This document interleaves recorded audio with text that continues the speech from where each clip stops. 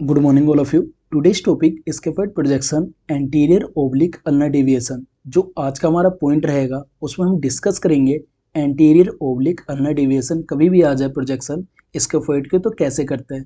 इससे पहले जो हमने डिस्कस करे थे एक बार उस पर रिपीट कर लेते हैं। लास्ट टाइम जो हमने डिस्कस किए थे कुछ पॉइंट हमने समझाए थे जिसमें हमने समझाए थे स्कैफोइड पोजीशनिंग की, हमने एनाटॉमी समझाई थी, इसके साथ साथ उसके टाइप्स जिसमें पीए व्यू डिस्कस कर चुके थे। आज एंटीरियर ओब्लिक डिस्कस करेंगे। फिर हमने कैसेट के साइज बताए थे, एक आइडिया कितना रखेंगे, उसके साथ कुछ पेशेंट और कैसेट की पोजीशनिंग थी। उसके बाद सेंटरिंग पॉइंट थी, एफएफडी थी, कैसेट का साइज था, फैक्टर था और इमेज की कुछ विशेषताएं थी। जो आज का हमारा पॉइंट है इसका नेक्स्ट पार्ट है जिसमें हम समझेंगे एंटीरियर ओब्लिक कभी भी आए स्कैफोइड का तो कैसे करते हैं। पहला पॉइंट, सबसे पहले हम यह ध्यान देंगे position of patient and cassette. जो पेशेंट है और कैसेट है उसकी पोजीशन क्या होगी।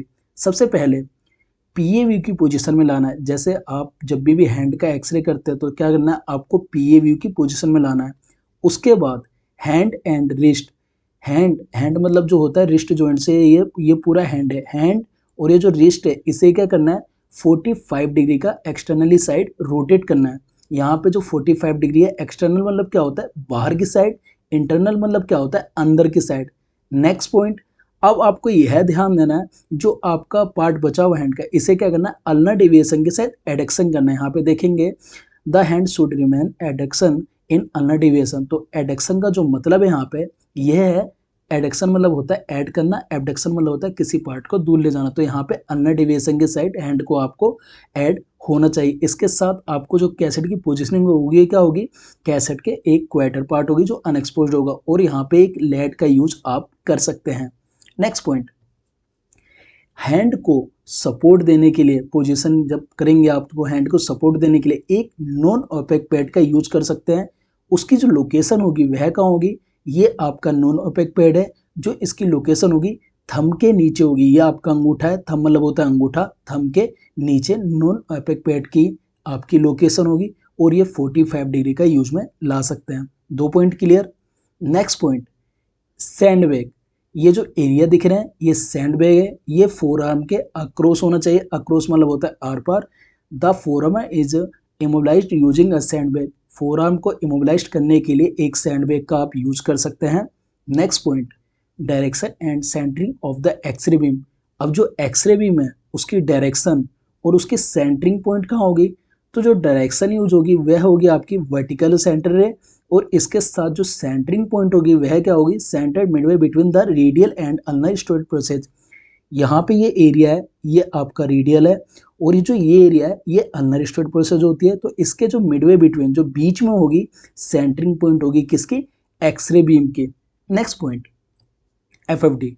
एफएफडी क्या होगी, तो यहाँ पे 40 इंच के एफएफडी यूज में होंगे। अगर हम सेंटीमीटर में बात करें तो 100 सेंटीमीटर तक यूज में ला सकते हैं। कभी भी आप देखेंगे जब भी जो आपकी एक्सरे टेबल और इसके साथ साथ एक्सरे मशीन होती है वहाँ पे साइड में एक लिखा होता है, वहाँ से आप इसके अकॉर्डिंग सेट कर सकते हैं। नेक्स्ट पॉइंट, अगर आप 40 इंच को सेंटीमीटर में कन्वर्ट करना चाहते हैं तो 40 इंच जो 40 है उसे 2.54 से मल्टीप्लाई कर दीजिए, आपका सेंटीमीटर में उसका आंसर निकल जाएगा। नेक्स्ट पॉइंट, कैसेट का जो साइज होगा वह क्या होगा, तो कैसेट का जो साइज होना चाहिए 24/30 सेंटीमीटर। अगर हम इसे इंच में कन्वर्ट करेंगे तो 10/12 इंच की कैसेट का यूज होगा। Next point, factor. फैक्टर में जो केवीपी रखेंगे 55, एमएस रखेंगे 9। अगर हम एक एवरेज बताएं तो केवीपी रखेंगे 45 to 58, एमएस का यूज करेंगे 4 to 14 तक कर सकते हैं। थिकनेस अकॉर्डिंग होती है, जिस हिसाब से बॉडी का पार्ट आता है और जिस हिसाब से एफएफडी रखते हैं उसके हिसाब से आपको फैक्टर सेट करने होते हैं। यहाँ पे हम 53 भी यूज कर सकते हैं और यहाँ पे चाहें तो हम यहाँ पे यूज कर सकते हैं 57 का भी और यहाँ पे 10 भी कर सकते हैं। अगर यही आप 100 एमए की मशीन पे करने जा रहे हैं तो यहाँ पे कम से कम 58 रखिए और जो एमएस है ये 9 के बदले वहाँ पे आप 12 और 13 रखिए। 500 पे करने जा रहे हैं तो 56 रखिए और यहाँ पे 10 to 12 रखिए। 800 पे कर रहे हैं तो 54 भी चलेगा और इसके साथ 8 या 7 भी चलेगा। तो यहाँ पे जिस हिसाब से मशीन भी होती है एमए, जितने एमए की मशीन है उस हिसाब से भी फैक्टर और थिकनेस अकॉर्डिंग एफएफडी बहुत चीज़ें मेंटेन करनी होती है।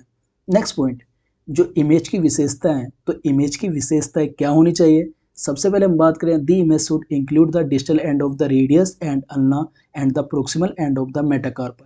अब यहाँ पे जो मेटाकार्पल है उसका एंड, जो ये मेटाकार्पल है इसका एंड, इसके साथ साथ जो अल्नर का प्रोक्सिमल पार्ट है वह और डिस्टल का जो रेडियस पार्ट है वो पूरा का पूरा इमेज के ऊपर इंक्लूड होना चाहिए।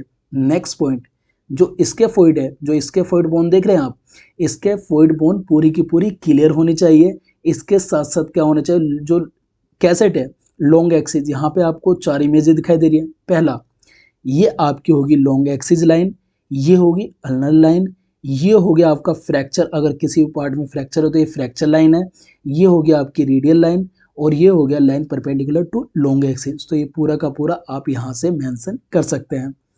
ये था जो आज का हमारा पॉइंट था जिसमें हमने डिस्कस करे एंटीरियर ओब्लिक अल्नर डेविएशन कैसे करते हैं। आई होप आप सबको क्लियर समझ आया हो।